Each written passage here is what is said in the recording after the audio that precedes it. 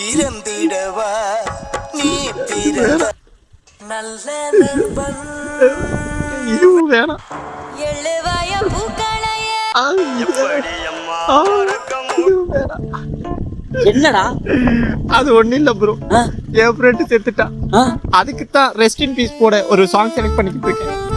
ஆமா, எப்படி செத்தான்? அது ஒண்ணு இல்ல ப்ரோ, பைக்ல ஸ்பீடா போகும்போது பைக் கண்ட்ரோல் இல்லாம கம்பத்தோட கொண்டே விட்டுட்டா ப்ரோ. ஆமா, எதுக்கு ஸ்பீடா போனா? அவன் வீட்ல இருந்து யாராச்சும் அவசரமா கால் பண்ணாங்களா? No bro. இல்லன்னா அவனுக்கு தெரிஞ்ச யாராச்சும் ஹாஸ்பிடல் இருக்காங்கன்னு கால் வந்துச்சா?